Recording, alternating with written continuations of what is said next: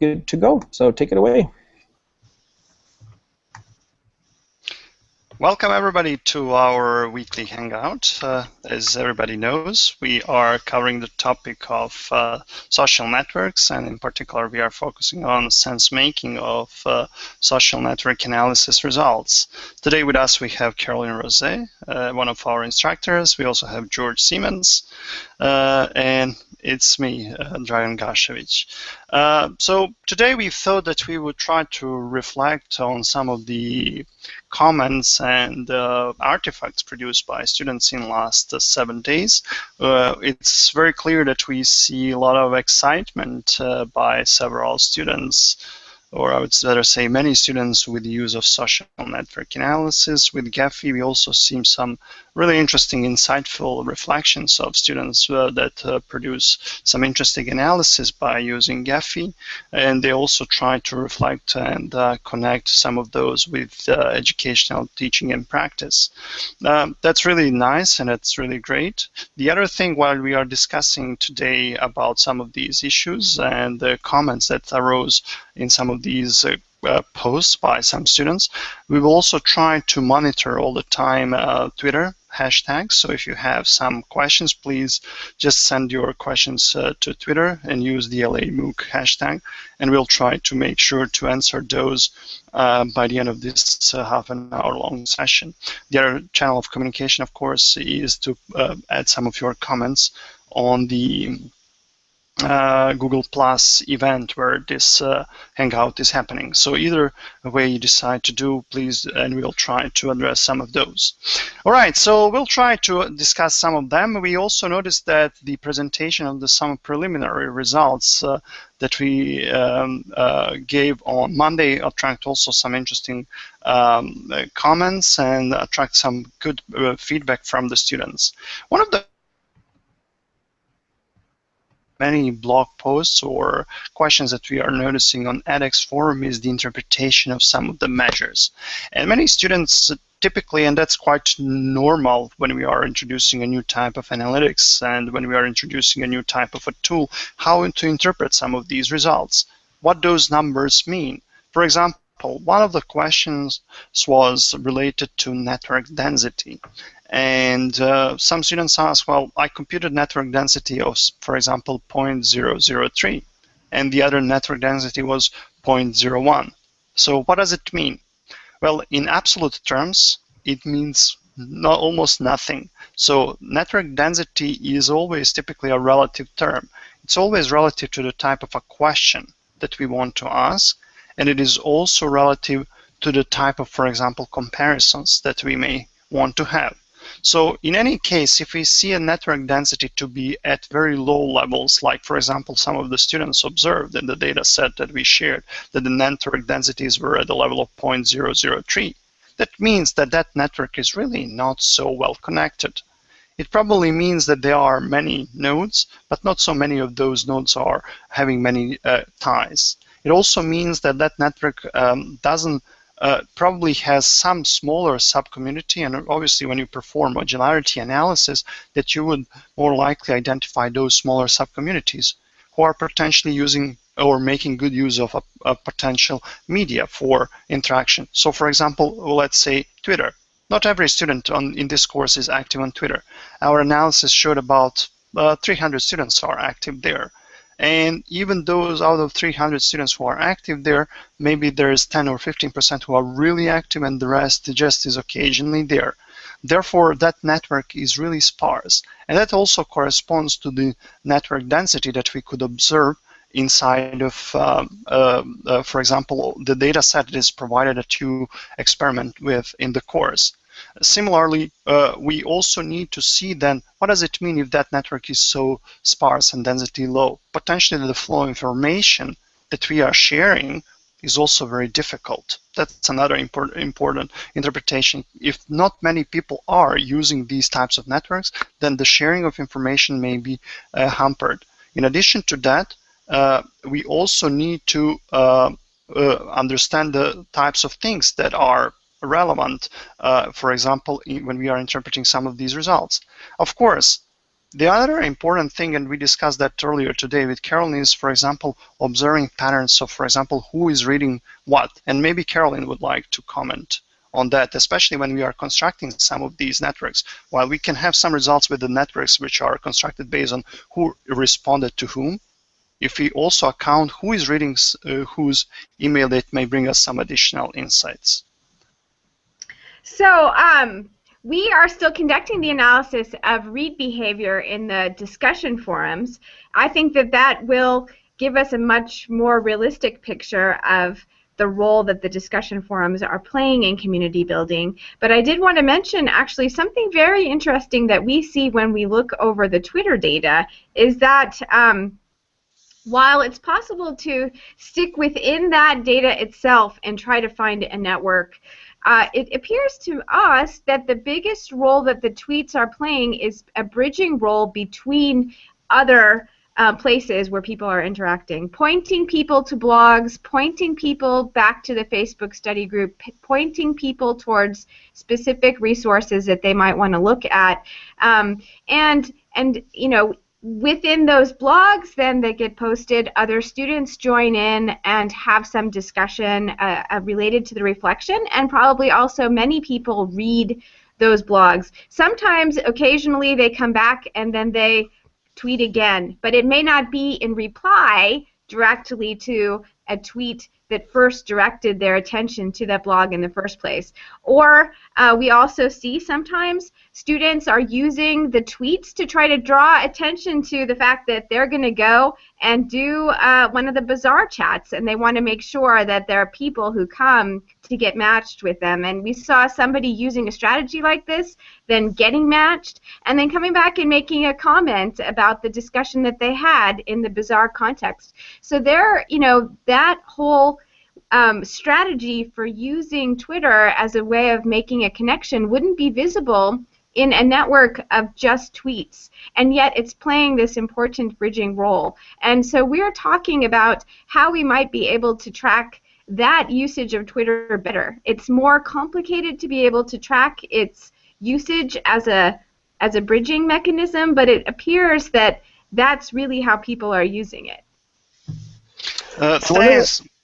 Go ahead, George. Yeah, no, I was just going to say, I think what you're referencing there is quite fascinating, Carolyn, about general interaction in social networks where we don't have, it's been phrased by different folks differently, but one of the terms I've heard to describe this idea of context collapse, meaning that when we're involved in learning in different networks, it's no longer a work network or a personal network. It's we have different networks that do different things for us, and but they're not singular in what they do. And so there's this aspect of almost network cycling where I might find, oh, here's Bazaar, which is a new tool for me.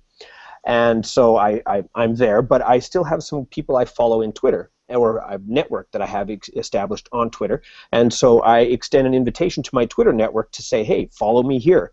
And so it's this way of using these different networks that have different roles in our learning and even just our socialization activity to help bring those things together. So it's not just, I mean, from my end, certainly the fascinating aspect is the structural role that they play in how we move into different networks.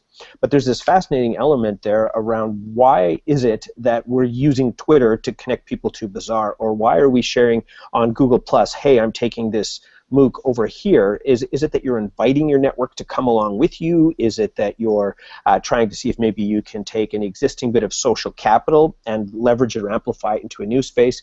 So, but these days it seems like you can't just evaluate, do a Twitter analysis of who's talking to whom, and then say this is what's happening. You almost need to look at all of these networks in comparison and recognize that these different networks play different roles in the lives of individual learners. And thanks. Those are really great points that you are suggesting, and especially I appreciate the point that Carolyn mentioned with respect to, for example, the use of Twitter, which indicates really in several of our studies, and even the study which we provided as available as one of the course readings in this course, and which is available in the video, is we use the same data set that students have available here for experimenting with, and we also ascribe Twitter as information flow, really mainly for information sharing and for the flow of information rather than anything else. Different other media, and George is making a great point there, have a different potential purpose, how they can be used best, given that they have different types of affordances. So for example, for Twitter, it's much more intuitive to share some information on Twitter because in a way, I'm typically describing Twitter as a kind of a socially crowdsourced radio station. You subscribe for a certain hashtag and you listen to that hashtag, and that hashtag is generated by the crowd, which is also subscribed to that hashtag. And then you are getting easier access to a particular type of information. George always fascinates me by finding many different interesting hashtags, how he follows many different events happening in the world. And that's really also describing that that particular medium is very suitable for information sharing. On the other hand, we also have edX discussion boards, and they are a different type of social media. They are allowing for deeper discussions. They are not just for simple sharing of information. It is possible, but it is also possible to have much deeper and more elaborate discussions in those. Nevertheless, in any of these cases, and I think George summarized it very well, is it's really important to compare these results from one media to another media to another media, and then to develop a bigger picture about what exactly it means to have all these different networks, and what does it mean density on Twitter, for example, being higher than density being lower on, for example, edX discussion boards. And I think this is not just relative for density of, for example, discussion boards and density in general, but we also see that some students are also struggling or have questions how to, for example, personal centrality position. What does the number of brokering mean in a network? It's again very specific to a type of a network that we are analyzing. We cannot have like a single number and we get that number and we can say, in general, in all absolute terms, this is a really great broker. It always is very relative to the network that we are analyzing. That's one important thing. So that's why Gephi and the other tools have functionality, for example, to visualize. So that by visualizing, for example, we can size nodes based on their between centrality, and based on that we can identify which of those potentially brokering nodes are more important or not. That's another important thing. And maybe Carolyn and George, you would like to comment on this, like rather than always thinking about these as absolute values, when I see a number, it means, for example, like 10 kilometers. You can't really analyze brokering role in that sense.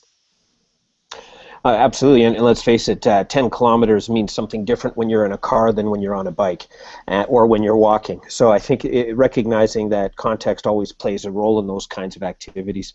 Now, maybe one of the things, if you don't mind, Dragon, I'll direct a question back to you, just because this has come up in the discussion forums a few times on edX. And so this is some of the basic terminology of networks. This idea, I know this has been explained in the videos, but maybe you can provide sort of a quick summary of when you're talking about betweenness and centrality and degree and closeness and other factors. Can you provide just a couple-minute overview of how you see those? Yeah, thanks, George. That's really relevant and important question, and indeed that emerged in several of those discussions. So degree generally means how much or the overall volume of the connections someone may have. It may also indicate, for example, how generally a person participates in certain networks. So degree in general means, I would say, even like how sociable person is. It may indicate how person may, for example, is willing to help others, especially if there are many out degrees from that person to other person. So for example, help-seeking skills inside of discussion boards. On the other hand, closeness centrality generally means how close someone is to everybody else in the network. So how many hops potentially someone needs to hop when they are willing to go, for example, from George to Carolyn. Obviously none in that case because they are directly connected, but for any two random nodes in the network, that's very important. And I think when we have these types of media, like we have, for example, Twitter, then some of these centrality measures like closeness centrality may actually be much more reduced. Why? Because we are typically just maybe one node away from another person. Why? Because we may have a single hashtag which allows for quick interaction with somebody else. Therefore, we don't necessarily have to have strong personal ties with that particular person, yet we are able to exchange information. Often that information doesn't require additional, for example, personal investment, emotional investments, etc. On the other hand, when we are on discussion boards, that probably requires a bit more different types of investment. And finally, we have brokers. Brokers are those who are in generally sitting at the flow of information, of different informations. Brokers are typically individuals who are connecting many different smaller sub-communities that may emerge inside of a network. Brokers are those that are typically individuals with higher level of betweenness centrality. And brokers, for example, we can even see inside of different media, again, that we are using in the course, may be built or established based on different types of activities. We can see that generally on Twitter, brokers are typically those that are also exhibiting a lot of retweeting activity. While on discussion boards, that's not so much relevant. On discussion boards, it's more like how many times you are really actually contributing by answering to someone's questions or engaging deeply into the conversations with others. Obviously, there are many different other important roles that can be placed, and many of these measures may actually have certain relevance. Caroline also has some experience with the chats and additional types of media. And for example, Caroline, would you like to comment further on these? So I was actually reflecting to myself on the discussion that we had earlier today when we were talking about not just the chats per se, but actually analyses across all of these different kinds of data that we've been collecting. And one thing that occurs to me as we're discussing how one might reflect on their interpretation of these measures, it would be really interesting for students to be able to see where they fit into these different networks that we're constructing and to see if they're surprised at all about the position that they kind of ended up in. And if they could even explain how they think they ended up there and what that actually means based on their experience. Now, we're not going to require this, of course, of all students, but one idea that we had that would have made it easier to do our analysis would be to provide a form where people could offer, if they were interested and willing, sort of the mapping between their edX ID, their Twitter ID, and maybe their Facebook ID. Now, of course, nobody is required to do this, but if people were willing to do that, it would make it easier for us to see how these networks are bridging together. But then I'm thinking that it could be really interesting to have, as part of the same form, a place where people can say, and please tell me what my node number is.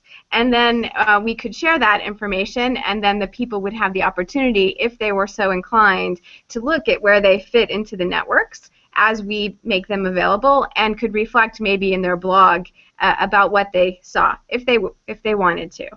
So I just kind of wanted to share that aspect of our own sense making about what these networks and network structures mean within this course, and to talk to you all who are listening about how you might be able to get involved. If we go forward with offering this opportunity, you'll probably get an email from George with the opportunity, which of course would be completely voluntary on your part.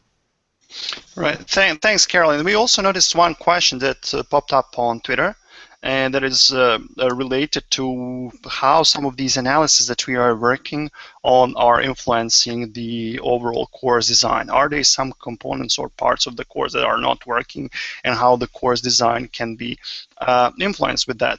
Obviously, we are noticing that while Twitter and discussion boards are heavily used, or heavily, that's a very relative question, heavily, it's still under the level of expectations that we thought that would happen, but they are above the expectation probably than a regular XMOOC course offered through platforms such as edX or Coursera. So in that sense, the social interactivity is happening at a higher level. However, compared to some of the previous CMOOCs, which had even much lower level of enrollments, the level of social interaction is relatively low. There could be several potential reasons for that.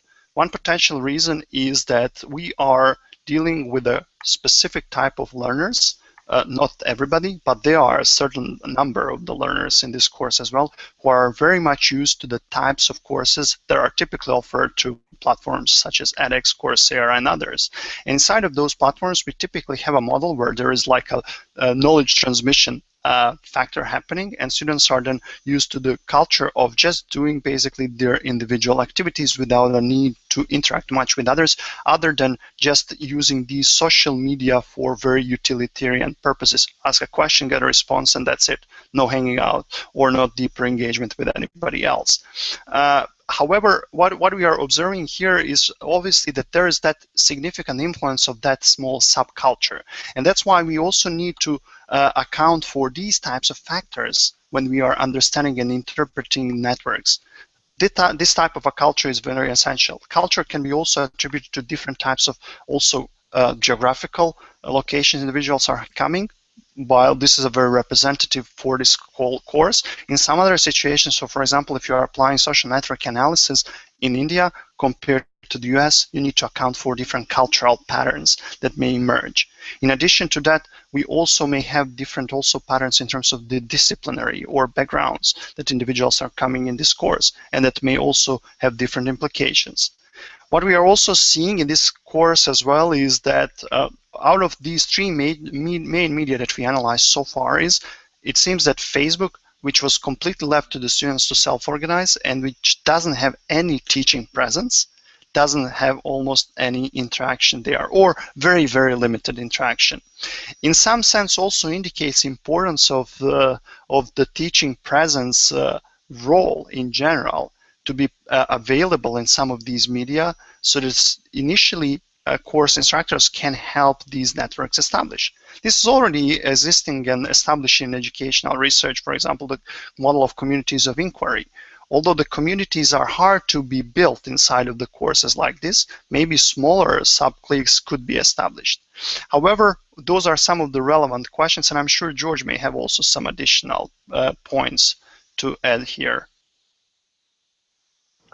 Yeah, I think that it's a good overview, Dragon, of some of those dimensions of what's working and what's not working in the different spaces. So part of it has to do, and this is the question that Chris Jobling asked on Twitter, so part of what this has to do on one level is that we're dealing with learner mindsets that pre-exist the kind of networks that we're evaluating, which means that it's not like we're all coming at this with the same mindset. So really the networks are a reflection back to us and back to the learner. I think Carolyn's point was spot on about having the ability to see what students or participants in the course do in different spaces, and being able to have even a small number, wouldn't have to be a significant number, even a small number where we could see this is their Twitter profile, this is their Facebook or Google Plus activity, this is the profile they're using when they're within edX, and that I think would provide us with some fairly interesting insight into what happens in these areas. So in terms of what's working, what's not working, it relates to as much the pedagogical question that Dragon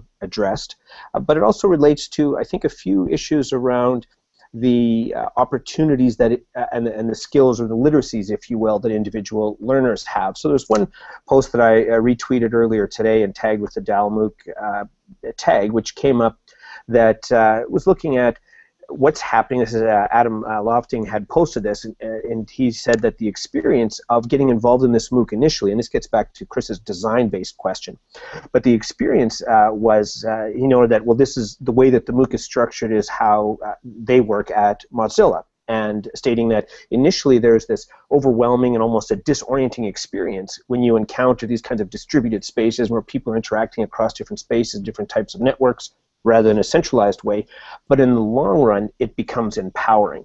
And I think that's an important point that we need to do a better job of thinking through. So the network analysis that we have now gives us a bit of a lens back into how is our course design working. And there are a few parts where, we mentioned this previous meetings, that we have to do a better job of helping learners transition into these distributed spaces, because I personally feel exactly as Adam noted, which is this is how people are doing knowledge work today. If you're involved in a programming team or if you're in a creative team or whatever, these are the kinds of networks that you're a part of that are small team networks, broader institutional networks. They're going to be your networks that exist across multiple institutions.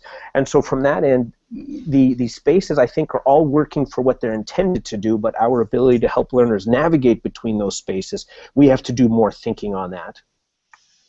And some of those are, George, really great points, especially like when we are talking about the context like this MOOC. If we are talking about more formal education, then we as instructors have much more power in that sense. For example, research on online discussions has many different studies. It's all over 20 years now, and many of these discussions are indicating that students need to have certain type of an incentive, at least initially, to participate in these discussions. And that's why we often have for conversations online, for example, grade, part of the grade, which is typically 10 to 15%. And this is actually quite relevant. It's not just that we are forcing students. We often expect that students will go and discuss in some of these discussion boards because they will get all of a sudden motivated.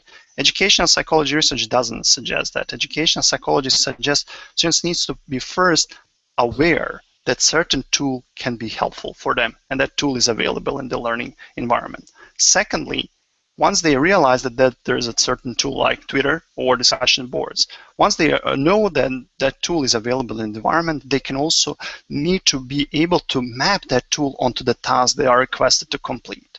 Final point is they need to be skilled. And so, for example, those are the three preconditions. And then the fourth condition, according to educational psychology, is motivation, self-efficacy, and all these other elements. Therefore, if students don't know that this tool can be helpful, if they don't really know that it can be applied to the particular task and they are not skilled at that one, then it's very unlikely they will get motivated because they are unaware of that tool, right? And that's why in the formal education we have means to push the students to use certain tool. They experience it, and through that experience, especially if we guide students how to use that tool and we provide feedback on their use of the tool, they get experience, and they will be most likely, and our studies are also showing, more likely to use that tool in the future. However, inside of the MOOC, unless we incorporate that to be completely graded activity for the students, it's very unlikely that students will use it unless they had previous experience with that particular tool. So that's one of the possible interpretations that we may have here. Caroline, you also spent quite some time on different types of computer support collaborative learning applications. And in many cases, I'm sure you found many of these different types of studies. What would be your pedagogical recommendation how to address some of these issues?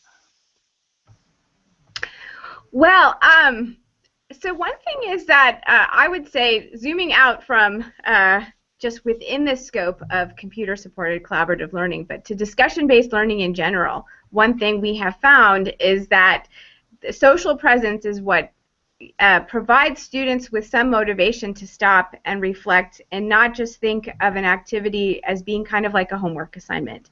So what we found was when we developed technology that students could interact with discussion agents, but that it wasn't really social in the sense of drawing in other students, that they treated it like an assignment, that they didn't really stop and have that kind of rich experience of really thinking about why they thought what they thought and elaborating on their reasoning. But as soon as another student was around, it really changed the nature of the kind of discussion that they had.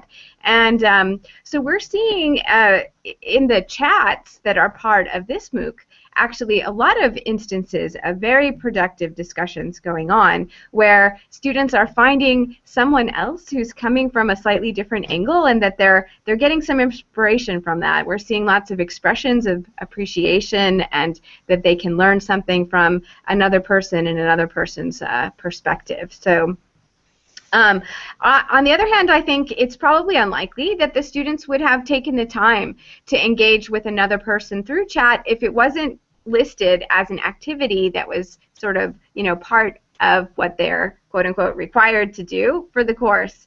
And because we even see students talking about wanting to make sure that their progress is being checked, and there seems to be quite a concern, even in a MOOC context, where the credit, one wonders why it's so important when there's no real grade. It's not part of anyone's permanent instructional record, and yet they want it to count for something. that kind of says to me that probably we wouldn't see these conversations going on otherwise. But what we see, though, is evidence that once students get in, and I think this is very related to what Dragan was saying, that by the end of the conversation, very frequently students exchange their contact information in hopes that they will continue to interact somewhere outside of the chat.